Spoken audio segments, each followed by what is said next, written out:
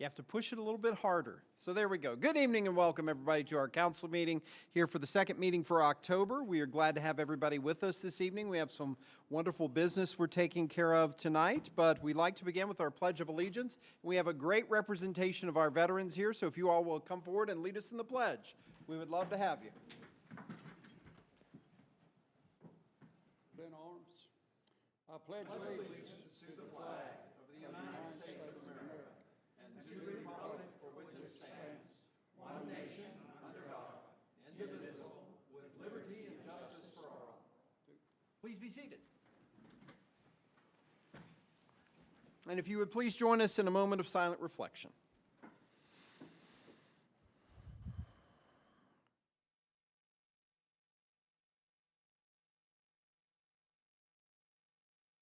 Thank you all very much. Council members, you have the minutes from our October 10th meeting. Have you all had a chance to review those? And are there any changes?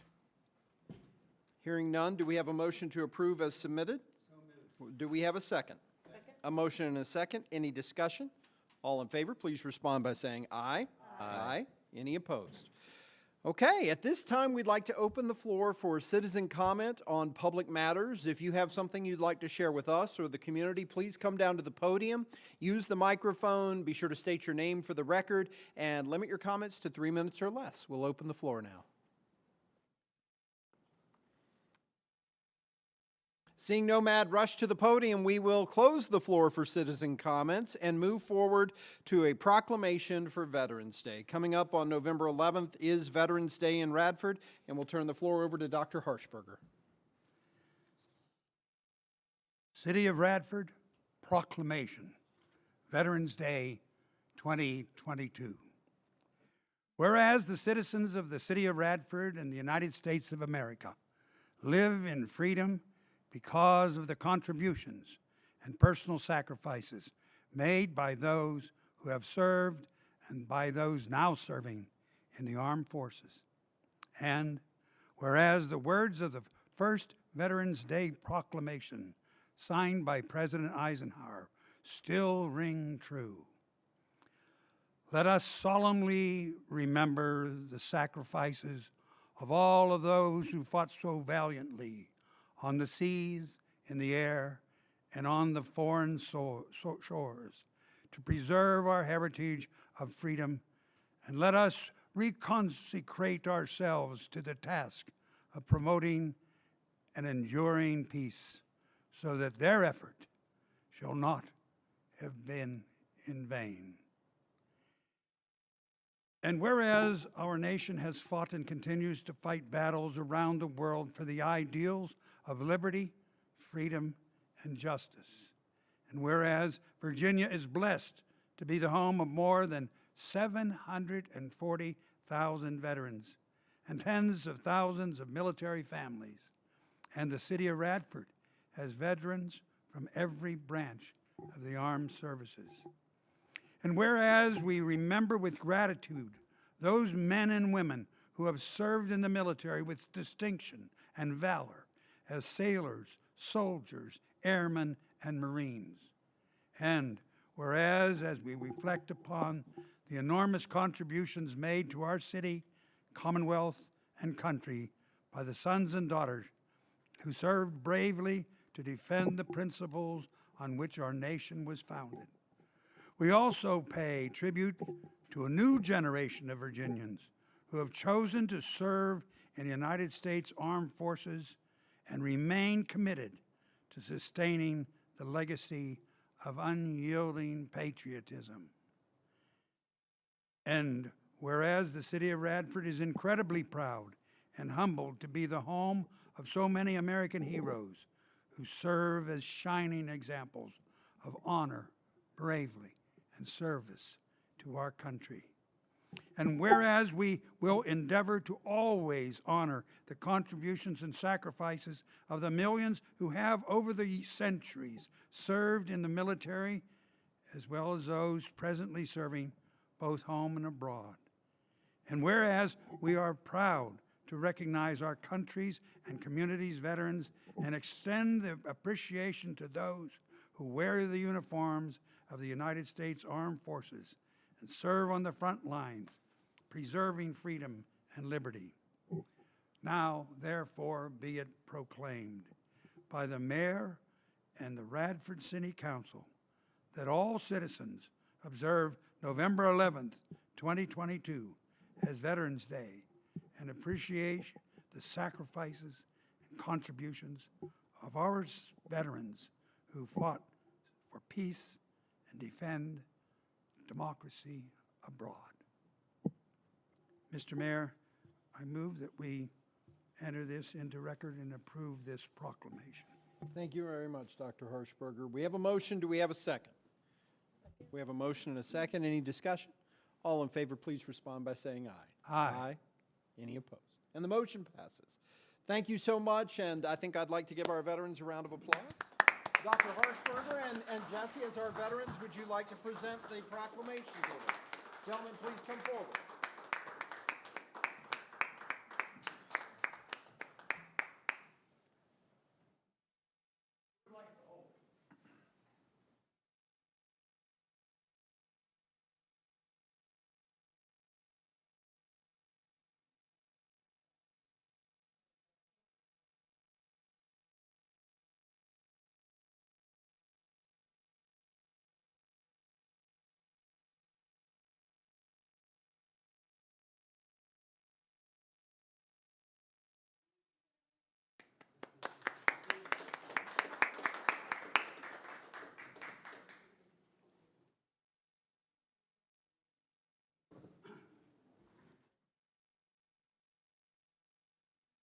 Congratulations, all of you. Served us well.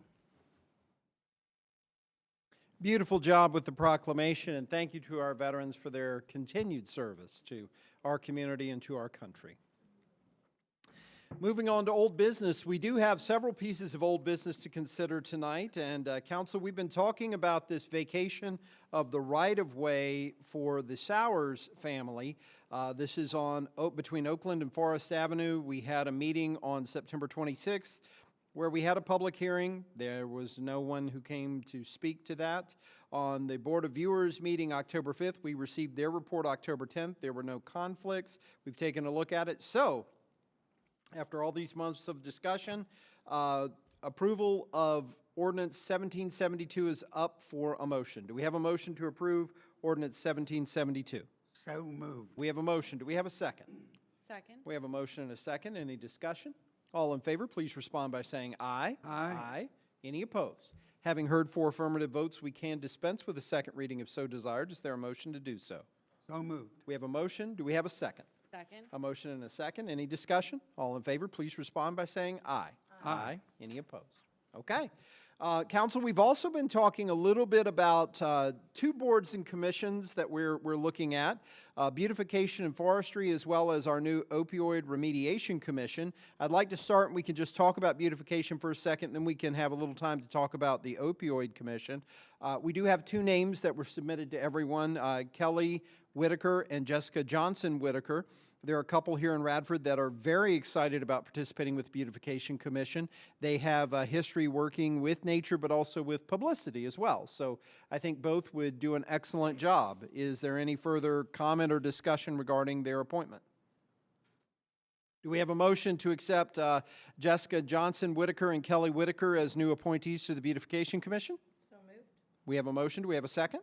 Motion is second. Any discussion? All in favor, please respond by saying aye. Aye. Any opposed? Okay, and we had some wonderful names that Dr. Harshberger submitted, many of whom have had a great deal of work with the Opioid Commission. I would just like to toss out something out there first before we actually talk through any names. As we were considering this, I think part of the hope was to have citizens who maybe aren't involved on a daily basis actually making the decisions, but having people who have great professional experience providing wonderful guidance and serving as resource and everything along that line. Would it make sense for our more formal appointees that have a role within the city, such as social services or the sheriff's office or the police department, to serve as ex officio, and that the voting members of the committee be citizens that we've contacted and talked to? How do you all feel about that? Either that, or we could just simply have them come in as, when needed, as support, staff support, you know. I mean, I'm fine either way. I'm fine with them serving on the commission. I think it's an excellent resource because there's so much to try to consume with this. And my hope is that we'll have many, many, many programs submitting proposals to try to make this work, and that the commission will actually have a bit of a challenge trying to determine how to parse out the money that we have. I know we Yeah. discussed a number, how many people? 7, I think, is the number we had talked about. 7, yes. And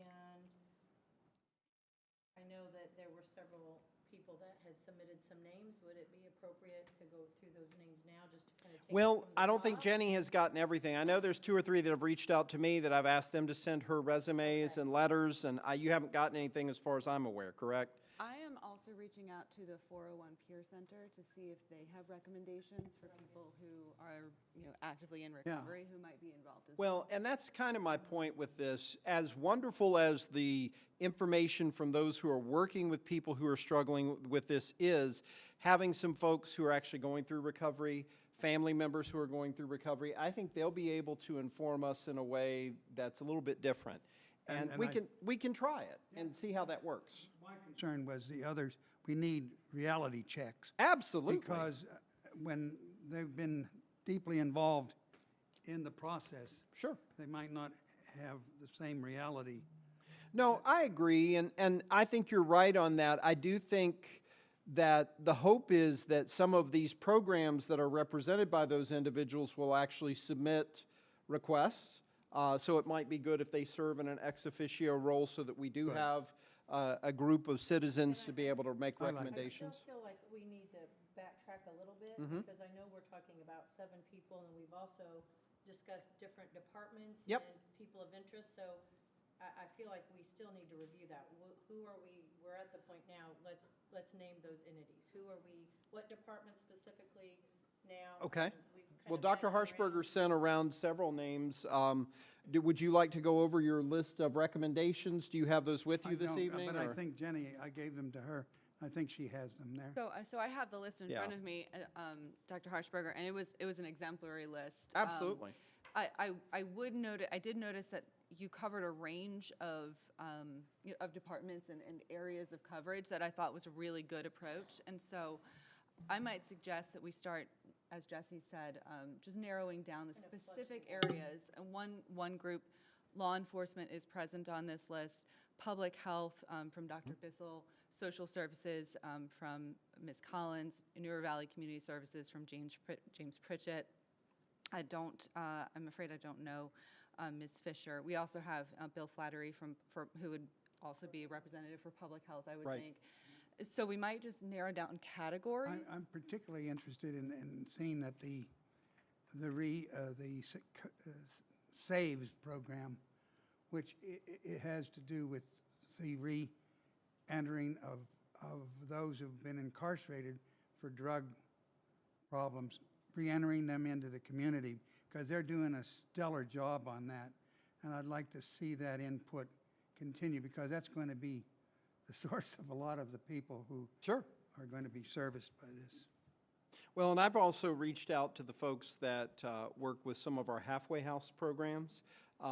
Again, they gave me names of people who are working in Roanoke and Richmond that are helping coordinate some of this. And I'm more interested in maybe folks who are living in the city of Radford who could inform us and say, this kind of program would have helped me, or this would help so-and-so who I know is going through this kind of thing. But that's neither here nor there. Looking at our list, I feel like we have good representation, and if these are ex officio members or called in as content experts or whatever we choose to do, then that can be a very long list if needed, because we can still conduct business. The main thing, I would like to see our voting members be citizens of the community that maybe don't have a tie to some of these areas. That would be my suggestion. And we could ask these people that are on there if they would recommend Sure.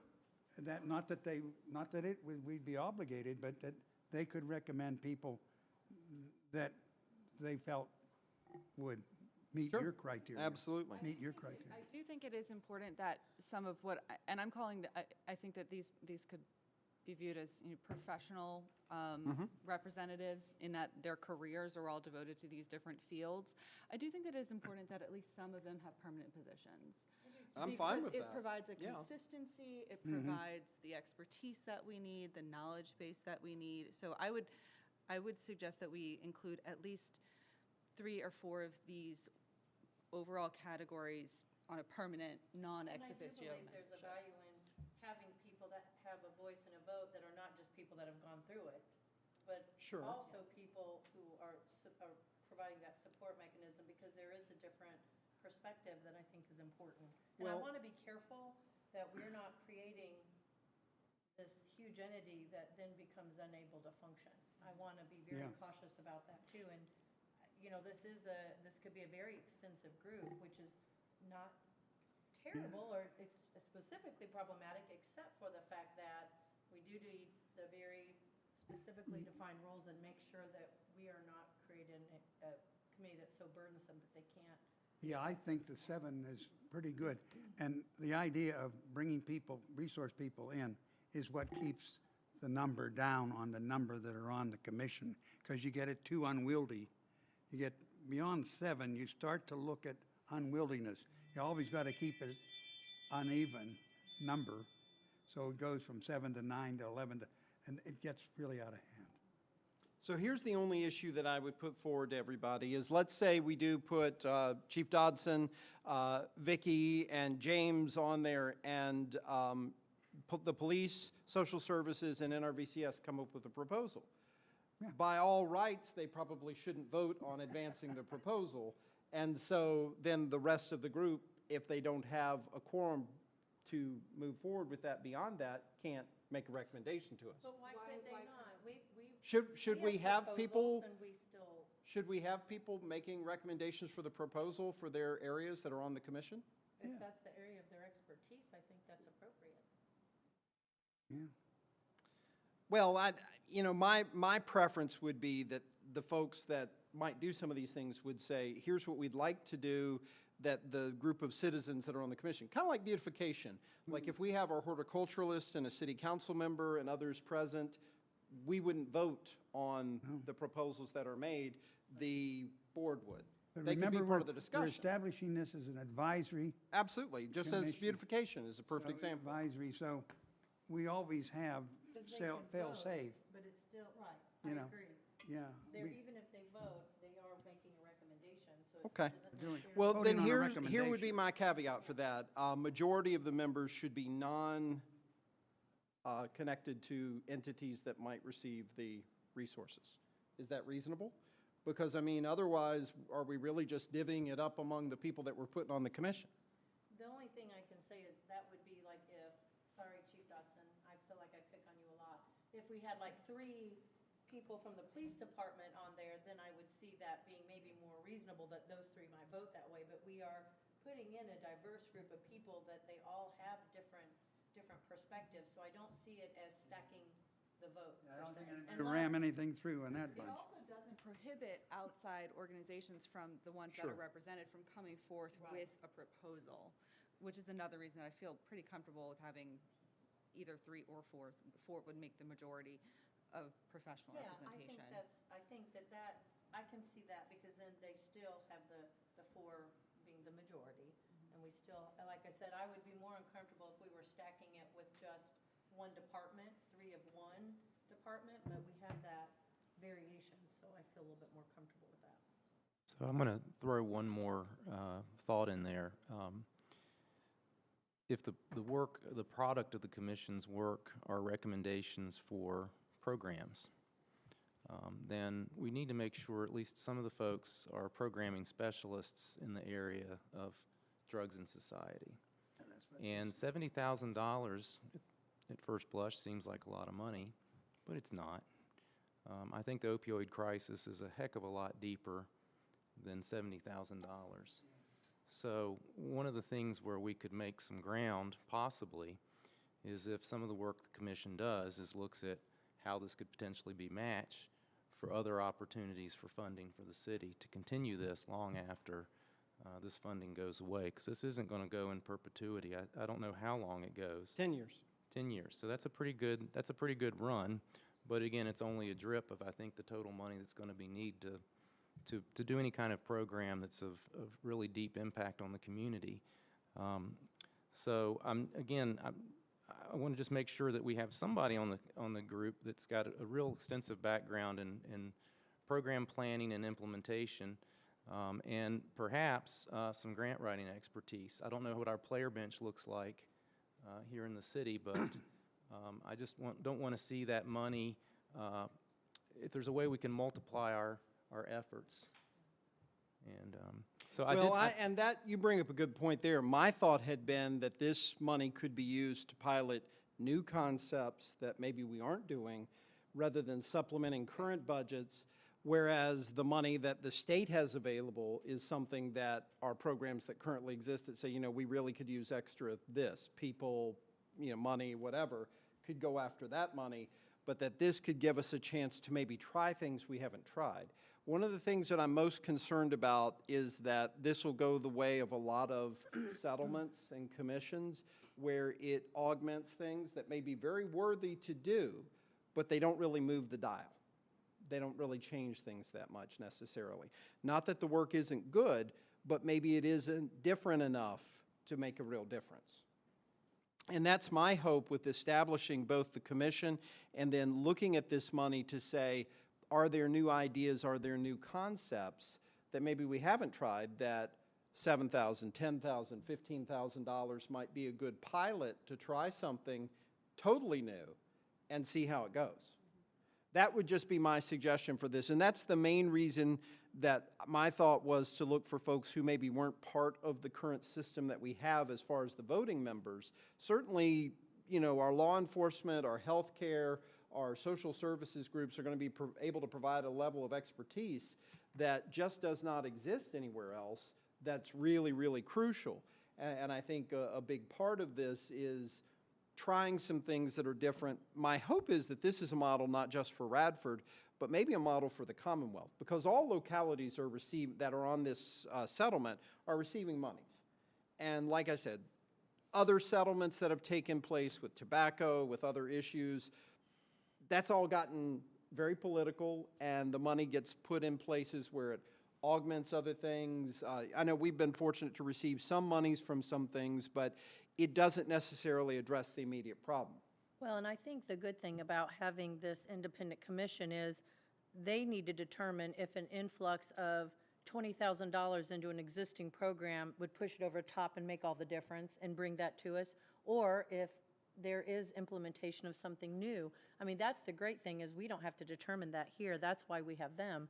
So they need to advise us. They need to have the exposure to the, right, the exposure to the people that are doing current programming to see where they're headed, to see if that would tip them over the scale. Maybe an extra $20,000 in one of those programs would make all the difference, or maybe not. But that's, I think we don't have to decide that. I think that's why we set this commission up, and we let them do that work and trust that they'll come to us evaluating all existing programs versus the potential creation of something new and different and innovative. So I think what we really need to focus on is how to make this a commission that will work and work towards this larger goal. They've got to do the work and present it. So I still want to just kind of get back to, I mean, we're getting the money. I would like to kind of put some action statements like, all right, how many people do we need to appoint now? Are we at 7? How many names do we have in? How many more people do we need? Are we looking at putting 3 from a department? So now we only need 4 community volunteers? Is that where we're at? Well, like I said, I've had 4 citizens reach out to me who have not gotten their stuff to Jenny yet. So I know at least 4 coming in that way. You potentially have a couple or 2 or 3. I potentially have 2 or 3 more that might have an interest. Again, some of this is a little bit tricky because some folks that maybe have been struggling may or may not want to serve in this kind of capacity, but I think it's worth trying. I don't know that we have all that information tonight. I think we've certainly had some good discussion. 7 is the number by our ordinance that we established the commission. Yeah, and I think that's a good number. So we have 7, and I think we can certainly consider, and it is an excellent list that you brought forward. Dr. Harshberger, and I'm very appreciative of that. Would we want to put this on the agenda at our next meeting and then see who has gotten their Yes. information in? And we can go through folks that way? Yep. Does that sound good? Absolutely. I think it would be great to advertise it. My hope is to cast a wide enough net that maybe we engage some people who have never been engaged with us before, and particularly in this subject area. You know, maybe some people that don't feel comfortable going through the Peer Center or NRVCS, or who aren't part of the Halfway House program, but maybe have some experience that I don't have, that most of us up here likely don't have, and even those who work with it probably don't have in the same way.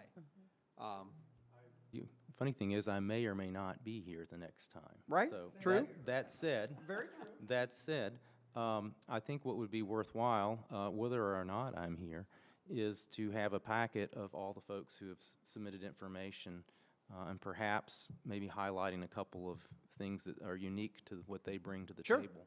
And I feel like it'll be really easy then to categorize I folks. agree. Absolutely. So if you want to put something out there, Something on the website that sort of highlights more of like what we would do for boards and commissions. It's like, Right. hey, submit your resume and maybe a letter of interest in why this subject pertains to you and why you would be a good fit on that. And we can put that you're on our right, website. you might not be present, you might be present. It's hard to know for both of you.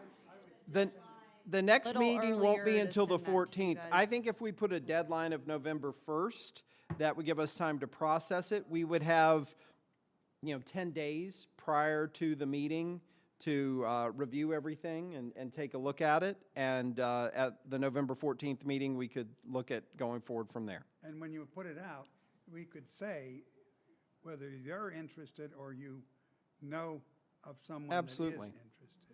And I would Like Bill- encourage Bill people might in our areas. Bill, and say, maybe you'd be interested, or you might know somebody who particularly would be good in this. Thank you.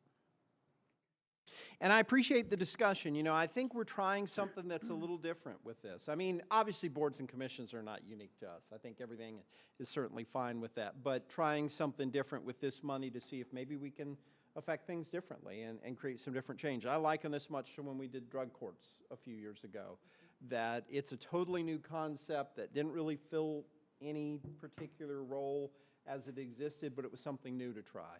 And I would like to hopefully find some things along that line. It's an exciting opportunity. It is, absolutely. So for those that may be watching online, please take a look at what Jenny is going to put out there on social media and on the website. If you have an interest, feel free to contact any of us on council, contact Jenny, but we would want a letter and a resume, and particularly highlighting why you might have an interest in working with this group, what your experience might be, what you feel like you bring to the table, and why you feel you would be our best decision to appoint. So, having said that, let's move on to our next piece of new business, which is multiple ordinances for right-of-way vacation. We've been talking about this for quite some time. In fact, we actually did a lot of our work back in the month of June. We had our public hearing on June 13th, and then we had the Board of Viewers that were appointed June 8th that reviewed the right-of-way on August 19th. We received the report on September 12th. This is for parcels along Tyler Avenue, along Berkeley Street, and along Arlington Avenue, all generally around the Tall Oaks development that is where Food City is located, and just trying to clear up some things on the behalf of Price Williams. So as such, we have ordinance 1774, 1775, 1776, and 1777. The bottom line of everything is at our public hearing, there were no objections. Staff does not see conflict or objections. The Board of Viewers reviewed it and did not see conflict or objections. The property owner has taken a look at it. City attorney has drafted these ordinances. We figured everything out to work through it. Are there any questions before we move forward? I did have a question. This is, it's not really, it's mostly just for my own education. I noticed in the various ordinances that the price per square foot varied within the 3 different ordinances. I was just curious how we came up with those different values. Tax valuation. So when we've gone around and assessed, like a developed price per square foot would be different. So for example, at Tall Oaks Crossing, that's a different piece than maybe further down the road. I mean, that's the best example I can give you. David's not available to us right now, but I think that would be likely the best way to describe that based on the tax valuation, just like your property might value differently than another property, and that strip of right-of-way would value differently.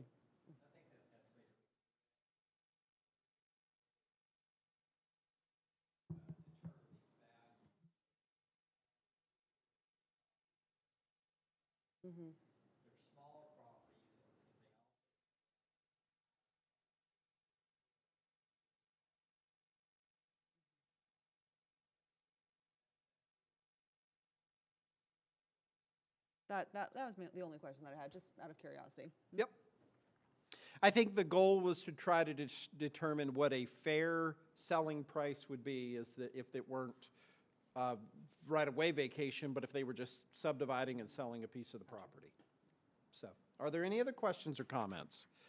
Do we have a motion to approve ordinance 1774, 75, 76, and 77? So moved. We have a motion. Do we have a second? A motion and a second. Any discussion? All in favor, please respond by saying aye. Aye. Any opposed? We do have four affirmative votes, so we can dispense with a second reading if so desired. Is there a motion to do so? We have a motion to dispense with the second reading of ordinances 1774, 75, 76, and 77. Is there a second? Second. A motion and a second. Any discussion? All in favor, please respond by saying aye. Aye. Any opposed? Okay, on to new business, and we have some wonderful developments. So looking at Gloria Villas, which has been a wonderful new project here in Radford. They are looking to develop 27 single-family patio homes. They've already developed 15. Do you have anything you want to share with us tonight, Melissa, to talk about this a little bit? I was just simply going to say, last year, about this time last year, you approved the first phase. Thank you, sorry.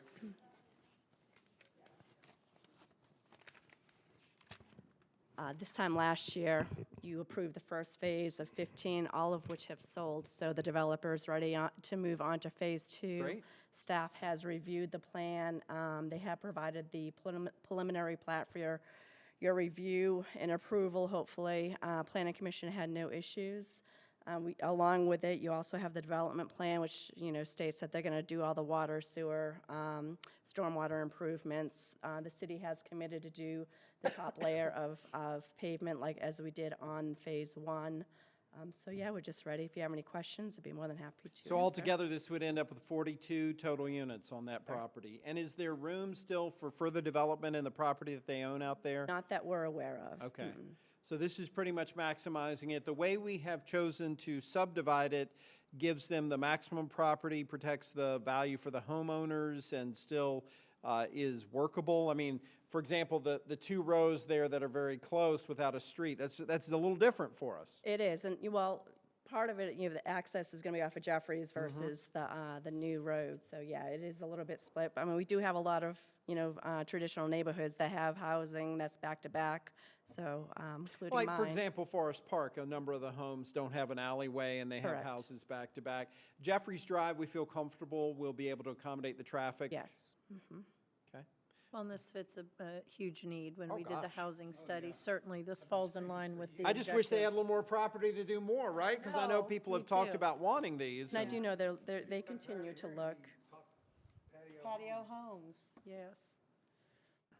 Are there other questions? Thank you. So we have to do two things tonight. We need to consider the subdivision plat as well as the development agreement. Council, you have both of those, and this is an example of what we're looking at. And I think, we kind of asked the questions about how this is looking. Now, some of this is not developable, and you see the lower right-hand corner where that's particularly to deal with runoff and stormwater and things along that line. And that is to protect the area around it. We're turning some permeable surfaces into non-permeable surfaces, so that changes a little bit the way that stormwater and runoff will go here, but this gives us some ability to control that.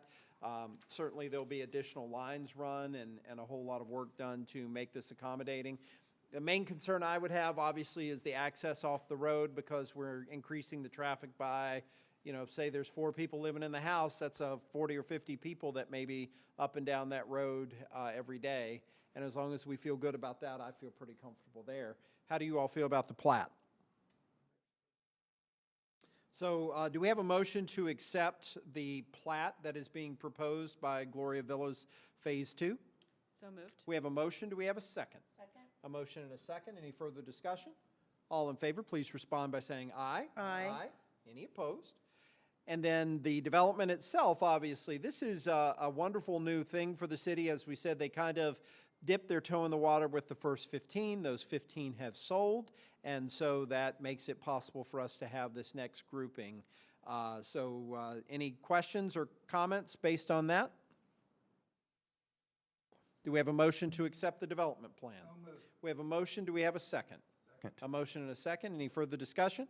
All in favor, please respond by saying aye. Aye. Any opposed? Okay, Melissa, we may ask you to talk a little bit about Lovely Mount. Yeah, I figured you're smart. You read my mind. So Jeffrey Stump is planning to construct 30 townhomes adjacent to Lovely Mount Drive.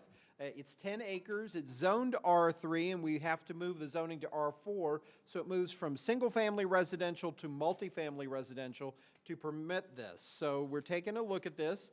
We need to do a couple of things. We need to consider this rezoning with the Planning Commission, so we've got to schedule a public hearing, and we need to take a look at that. Melissa, can you talk a little bit about what's there and where this development's going to go? Yes. Thank you.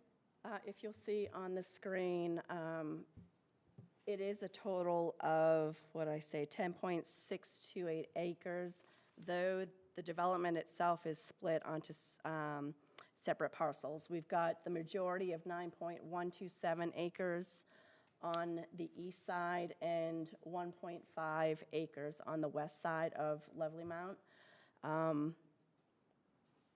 Water, sewer, electric are all available.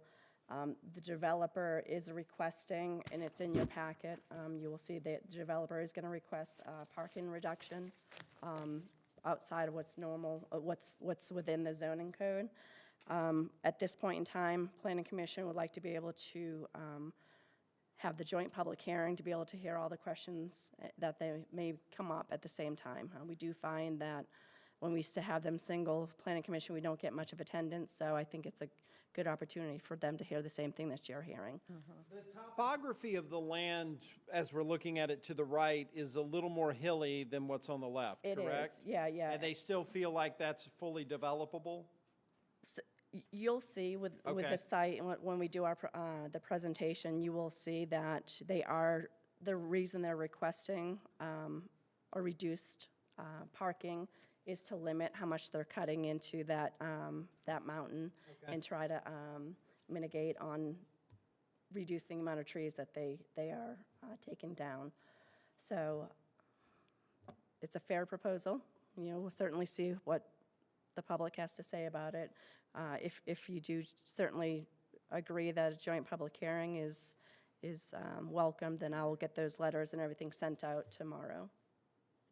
Well, and I certainly have lots of questions, and I don't know what all's been done so far, so the public hearing will be good for that and go from there. Do you all have any questions, council members? Do we have a motion to establish a joint hearing for November 14th? So moved. We have a motion. Do we have a second? Second. Motion and a second. Any discussion? All in favor, please respond by saying aye. Aye. Any opposed?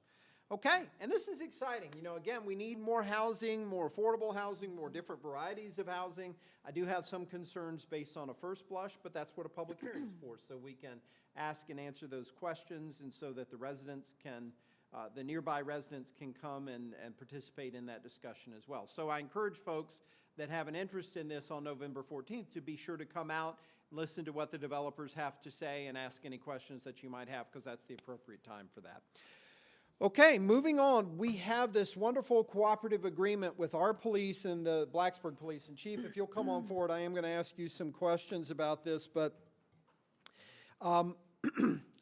our police department, the town of Blacksburg, the city of Radford, Blacksburg Police have been working on a cooperative agreement for law enforcement. This is a little bit beyond mutual aid. Our communities certainly have a lot of similar challenges, and similar opportunities to work together, and so this makes a lot of sense. So Chief, can you talk a little bit about the genesis of this and where we are with this agreement? Yeah, no problem. So I think everybody saw our department was recognized and our city was recognized as the top 50 safest college towns recently, and Blacksburg also was 13 in that ranking. So that takes work. That doesn't happen. That was not something that was given to us, just a participation trophy. So it certainly takes work to achieve that. And one of the things, as you mentioned, Mayor, that we've noticed over the last couple of months, myself and Chief Brewster and working with folks from Blacksburg, is that we have had some common things happening.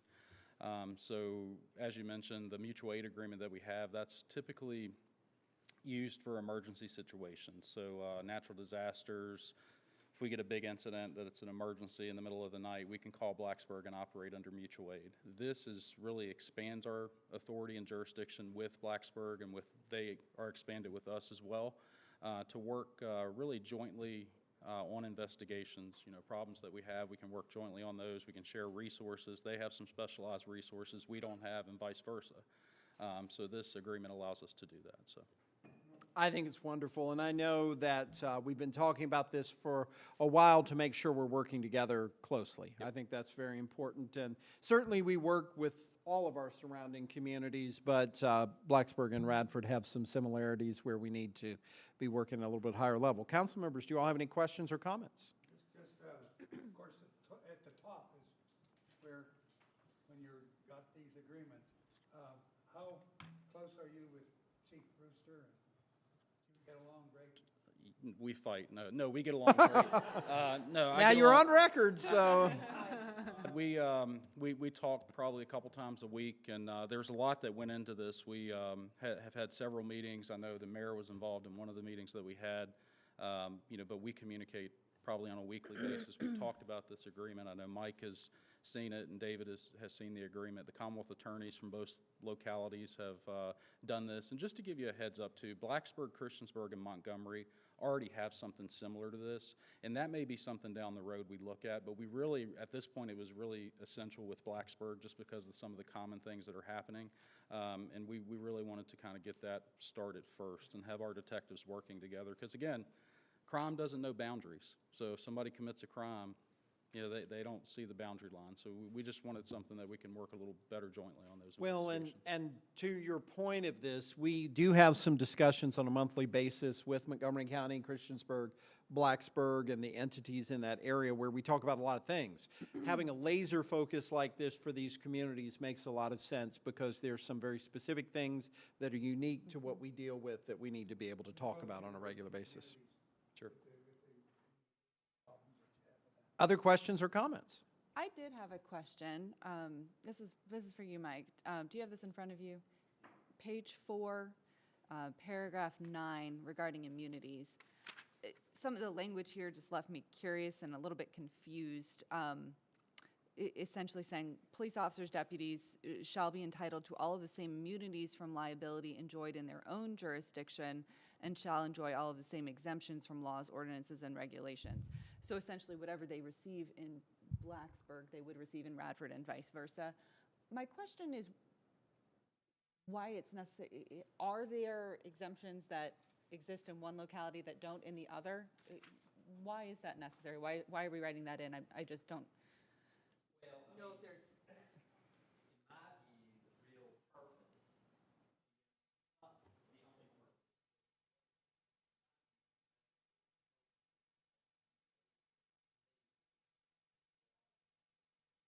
Will you bring your mic closer to you? Sorry. Thank you, and make sure it's on. I Yeah, forgot about that. that's fine. Thank you. To me, one of the most important aspects of these agreements is that they do extend whatever qualified immunity that law enforcement personnel would have, say, within their own jurisdiction to the actions that they may take in another jurisdiction. See, that's the issue here, is that you may not have that defense available to you if you're acting outside of your jurisdiction. So these mutual aid agreements, what they do is they expand the jurisdiction of your law enforcement personnel here in Radford to that in Blacksburg. And the immunity is and expanded. the immunity follows for that reason. Because I didn't realize that the immunity was specific to the jurisdiction without the clarity of this Well, agreement. I think the issue you would run into is that are you really acting in the course of your duties as a law enforcement officer if you're acting outside of your jurisdiction? And, you know, I think there's some things with that, like if there's emergency situations, that's a little bit different scenario. But if these are ongoing programs and investigations and activities where we may have officers in Blacksburg or they may have officers here, then it's good to spell it out so that there's no confusion. And I think number 3 really is something to take note of, too. It talks about operational issues, and in 3.1, you'll see that the chiefs of the localities will establish policies and procedures. So it's not going to be a situation where a Radford officer says, hey, you know what, it's a slow night, I'm going to go over and do some radar in Blacksburg tonight. Or the same in Blacksburg. It's not going to be that. It's going to be for these complex joint investigations and things that we're working jointly together on, so. Well, and I guess the main thing too is to spell it out so that should there be a legal challenge to it saying I wasn't arrested or this wasn't investigated by a Blacksburg police officer but a Radford officer, that, you know, then it's spelled out that way so that we don't have that question. Are there other questions or concerns? Well, I just want to commend you on collaborating and not waiting for a crisis, but taking advantage of the investigative opportunity to cut things off before they can maturate. So as the mayor was saying, we know that we've run into some unique scenarios being college, having the universities here, and some folks feeling like our students could be prey. So I appreciate you collaborating on that. And also, I want to commend you for being in that top 50. I think that we can't breeze over that. Thank you for all the efforts that you're making to keep us safe. Well, and I was going to piggyback on that. This makes us safer as a region, as a community. This helps make us Blacksburg safer. Some of the things that we've seen where there's obvious opportunity for us to do better, this addresses that directly. And I think it speaks directly to that top 50 safest communities, that we are leaving no stone unturned in trying to find a way to serve our citizens, both just within the borders of this community, but throughout the New River Valley, and having the types of discussions and doing simple things like making sure we can all be on the same radio frequency if we need to, or that we have communication that lets everybody know what's going on at one time. I think those are all important things, and this is not too small a situation. So, having said that, do we have a motion to approve? Oh, sorry, Dr. Harshberger. One more question, and that is, both localities have, because of the universities, have university police as well. Do they sort of carry along with this, or how's that work? So I know here we've been in talks with Chief Plummer about something in the future, but I know in Blacksburg, with Blacksburg and Tech, they already have an agreement that's Yeah, they do. existing in certain parts of the town. But yeah, Commonwealth Attorney in Montgomery County, Blacksburg Town Attorney, everybody's been involved in this, and I believe the council for Blacksburg's taking this up later this week, I believe. So. And again, I think it makes sense for Radford City Police and Radford University Police to have that agreement and arrangement, and then for the city police to be the liaison with the town police, just from a structural place, because university police jurisdiction is so limited specifically. So I think that makes all kinds of sense, whereas our police department sort of has that piece for the entire city. Anything else? Do we have a motion to approve the cooperative agreement? So moved. We have a motion. Do we have a second? Second? A motion and a second. Any discussion? All in favor, please respond by saying aye. Aye. Any opposed? Thank you. And that was an aye for me, too. I was quiet. Thank you, Chief. Next, we're going to talk a little bit about paving. Sorry to get so loud there. The city's received approval from the Virginia Department of Transportation for a grant for its State of Good Repair program. We work really hard to try to make sure our paving dollars go as far as possible. And so working with state money for roads that they will cover is really important. If we use local funds for Route 11, for Route 177, for US 232, that reduces the money we have available to work on side streets and other roads within the city. So participating in this program makes a lot of sense. So the fiscal year 2023 program provides milling and pavement upgrades on East Main Street, which we have talked about pretty extensively as we've talked about the East Main Street Improvement Project, and this would take us from Bissett Park to Whitehall Street, which essentially takes us to the city limits on East End, for the most part. Council, do you all have any questions? Yes. Yes, go ahead. So will this help with things in addition to basic repairs, things like replacing our worn-out crosswalk markings in those areas? So my understanding of this is primarily paving, that some of the crosswalk markings and things along that line, that's where we would likely be responsible. But we have some other VDOT monies available for that. I know David could certainly give us more detail on that, but ultimately the entire project will be part of this. And where that money can be used for that, we will. There are some things that are limitations on it. So some of these are more functional than they are, for example, cosmetic. So if a crosswalk would be determined to be more cosmetic, we might have to take on more of the bill. But it should be able to help wherever help is allowed. Okay. Yeah. I only ask because our crosswalks are in They dire are need. worn out. Our white That's stop right. lines are gone. That's right. Yeah. But I think it'll help us do a lot of things. And the bottom line with this is this will give us a good base surface to work from. So anything else that needs to be done, whether it's markings or pavement or anything along that line, the appropriate markings for the highway piece should be a part of it regardless. But then as far as anything that might be internal to the city, particularly like, for example, with what we're talking about on East Main Street directly across from the theater where there might be an enhanced area for crossing. I can't say for sure that that'll be part of this, but it might be part of some of the other funds we've gathered. So, any other questions? Okay. Do we have a motion to approve the resolution for the State of Good Repair Program by the Virginia Department of Transportation? So moved. We have a motion. Do we have a second? Second? Any discussion? All in favor, please respond by saying aye. Aye. Aye. Any opposed? Okay. We now have two wonderful grants to take a look at. Appropriation Ordinance 1749.56 is a police department grant in the amount of $91,070, which is a grant from the Virginia Department of Criminal Justice. This helps support our school resource officers. Chief is making his way back to the microphone. This certainly helps us move forward. We are providing a local match of $29,586, which is coming from the police department budget. The total appropriation is $120,656.